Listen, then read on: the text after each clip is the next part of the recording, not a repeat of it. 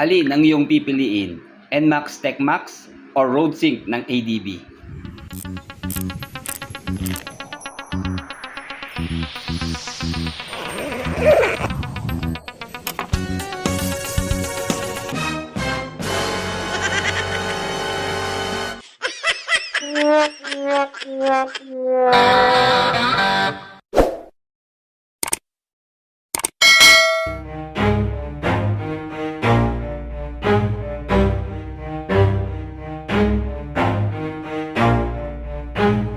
Never stop, I'll get it if I want it. Gotta make to myself a promise. I won't quit, keep going till I got it. I won't give up till I'm on top. Yo, Yeah. no, I ain't the type to give up. If I do something, man, I do it till I get what I want. I turn a business out of nothing into something I love. I got a poker face, but honestly, I'm not one to bluff. I flip a switch, never miss, man, I always stay up. Don't let them see, always have a plan to stay tough. This life ahead of you ain't easy, it was built to be rough. But that's what makes a personality, is tragedy, bruh. So keep your head on your shoulders. Now we ain't out here moving rocks, we out here moving boulders. Now we ain't getting posterized, we out here making posters. And we ain't got nothing to hide, we move forward like soldiers. You better wake up for the pay stub or you'll pay up, don't make. Along Piquibara Avenue lamang po itong Moto Central Santa Cruz branch. Dito lang alam po sa ilalim ng AMA Computer College. Nandito po tayo sa Motor Central Santa Cruz at naispatan po natin itong bagong labas ng NMAX TechMax na 2026 model. Ito po yung bagong kulay, ito po yung ceramic gray. Meron pa po itong kulay black. So ang gagawin po natin yung araw, gagawin po natin ng comparison review dito sa Honda ADB 160 na RoadSync kasi sila ho halos yung nagkakadikit ng presyo. So salamat po sa mga staff ng Moto Central. Kaway tayo sir, shoutout po sa inyong dalawa at ina-assist po nila tayo. So ngayong araw po, May 26, 2026, dito pa lamang po ako nakakita ng 2026 model ng NMAX 155. Kahapon pa nga po tayo nag-iikot, binibisita natin yung iba't ibang motorcycle store pero wala pa po talaga. Pero natsyempuhan nga po natin dito sa Motor Central Santa Cruz branch at under renovation po yung kanilang store. Kaya mas maganda, mas maluwag na po ngayon yung pwesto nila. Mas magiging safe at komportable ang mga units po dito. Okay, balik na tayo dito sa ating re-review. Kung meron po kayong budget na less 180,000 pesos para sa scooters, malamang malilito rin po kayo sa pagpili sa dalawang ito. Pero para sa akin, mabilis lang po ang pagpili. Ito lang po ang may bibigay kong tip sa inyo. Sundin nyo lang po kung ano yung tinitibok ng inyong puso at sigurado hindi kayo magkakamali. Ito na ang updated price mga ka-riders para po dito sa NMAX TechMax na 155cc at sa Honda ADB 160 RoadSync Edition. Ayan, tingnan nyo mga ka-riders. So 100 piso lang po ang kanilang diferensya. Mataas lang na 100 po ang Honda ADB RoadSync. So 177,450 pesos po para sa NMAX TechMax. At 177,550 pesos naman po para sa ADB na RoadSync. Okay, same lang din po sila ng down payment, 18,200 pesos. And then sa isang taon po, 17,865 dito po sa TechMax. At 17,895 naman po dito sa RoadSync. And then sa 24 months po, 10,500 sa NMAX at 10,520 sa RoadSync ng ADB. At sa tatlong taon po, 8,235 dito sa TechMax at 8,250 naman po dito sa RoadSync ng ADB. Okay, ayan mga ka-riders ha, updated na ang presyo. Sa looks at forma, walang tulak kabigin mga ka-riders. Kahit alin dito, panalo. Pero syempre mga ka-riders, may kanya-kanya po silang katangian. Kung dito po sa ADB ang titignan natin, aggressive ang kanyang looks, lalo na dito sa headlight. Pero dito naman po sa NMAX TechMax, futuristic naman yung kanyang looks. Mas lamang po ng lighting system dito sa NMAX TechMax dahil meron po itong projector lamp na dalawa.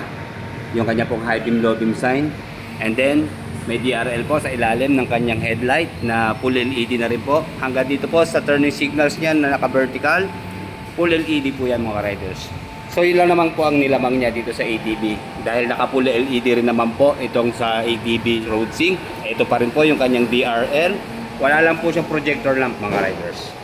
And then mas mataas po ang pwesto ng turning signals ng ADB RoadSync. Hindi nga lang po flexible pero ang importante rito naka-LED na po siya.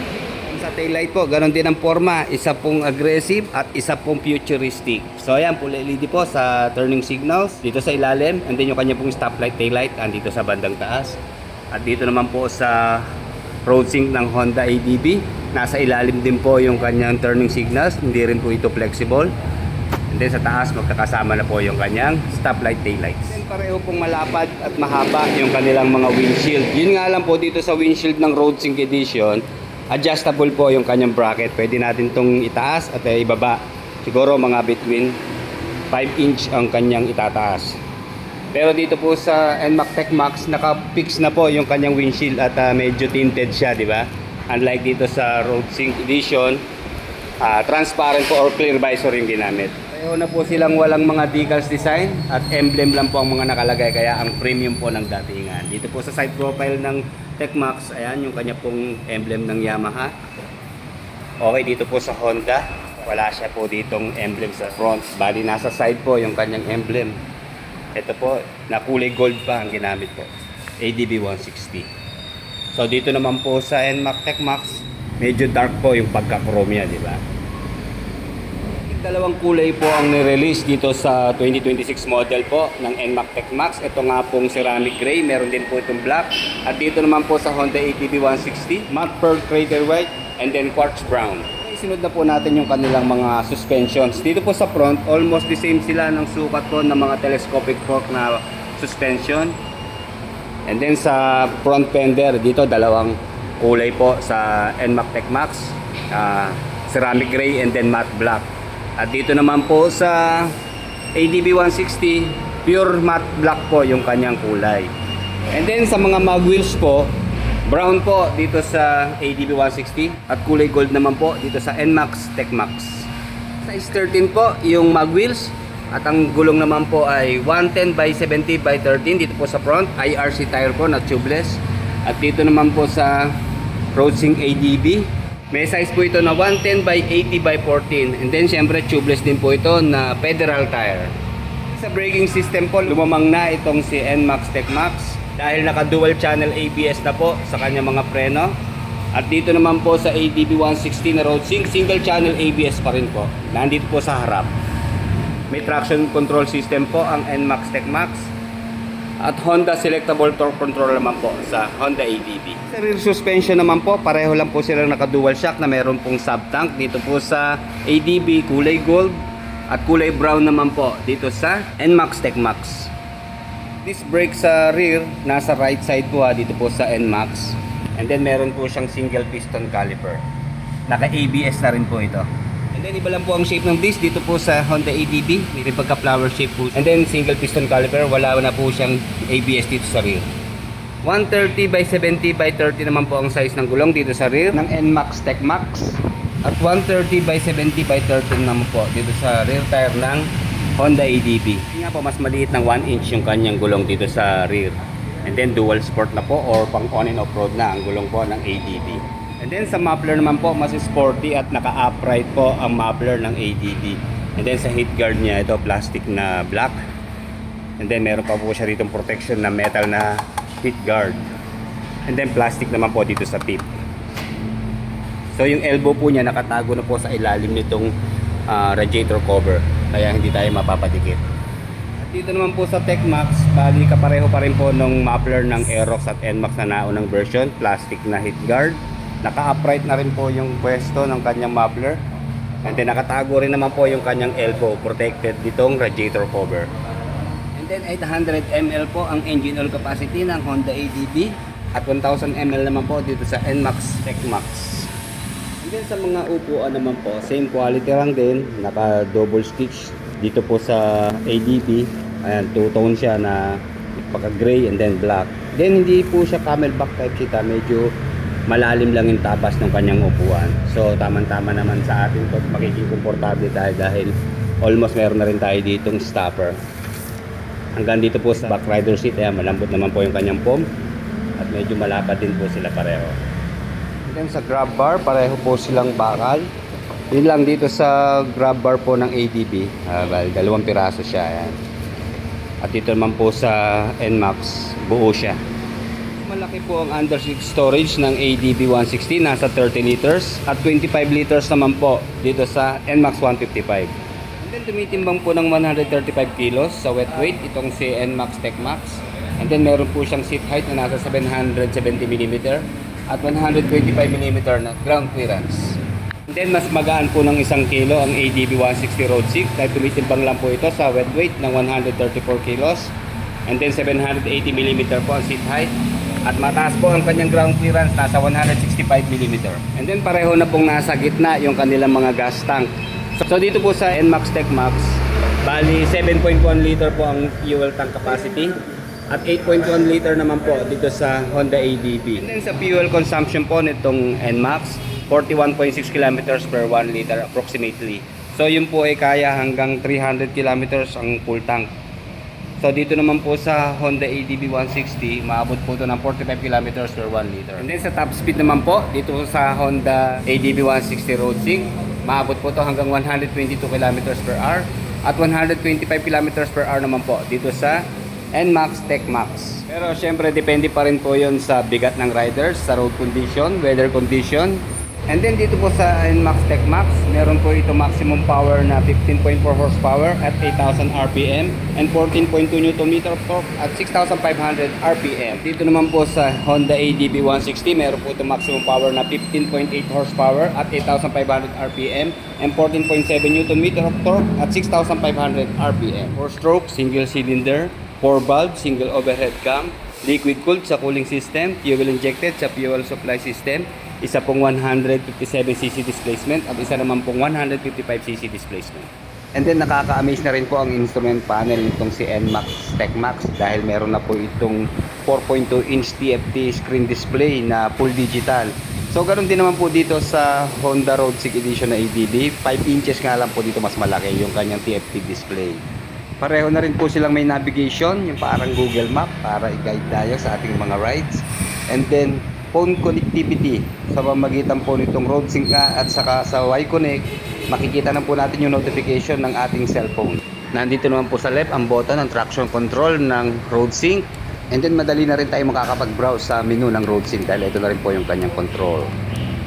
And then para naman po sa busina, itong kulay gray na button at itong nasa ilalim naman po yung turning signals.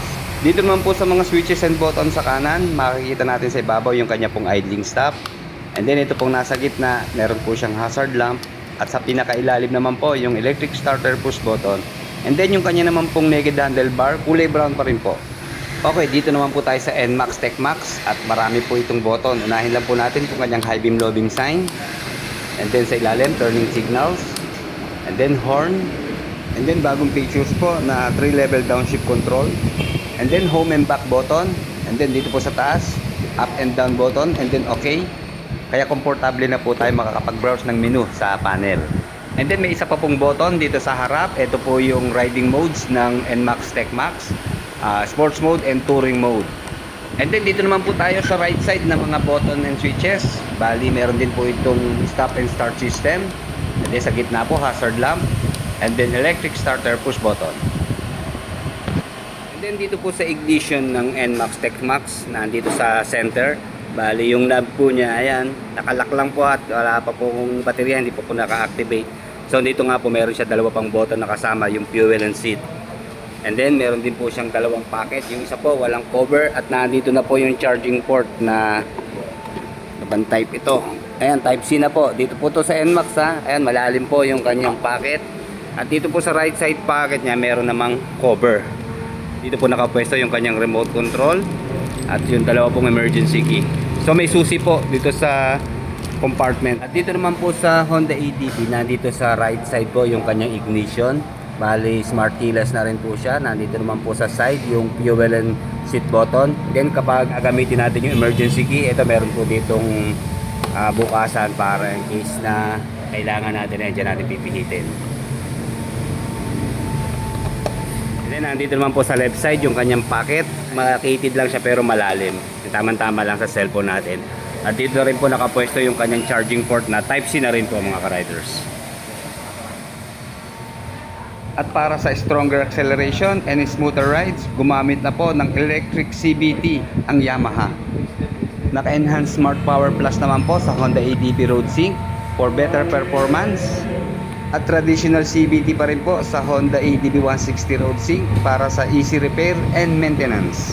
And then medyo maliit lang po yung footboard nitong ADB pero may rubber matting na po siyang kasama. So, pwede naman tayo mag-extend pero hindi ganun kahaba ang mga riders. Meron pong kill switch sensor yung kanyang side stand.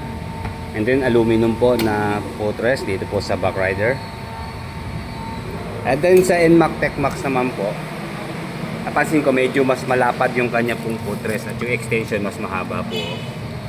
And then aluminum din po yung kanyang footrest ng back rider at wala pong rubber na kasama.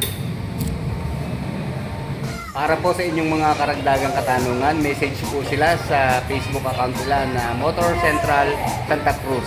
Or kung may time naman po kayo, visit lang po kayo dito sa Poblacion 2, Tigibara Avenue, Santa Cruz, Laguna. Katapatan lang po sila ng NWOW. Okay, like, comment, and subscribe sa ating channel. Salamat po.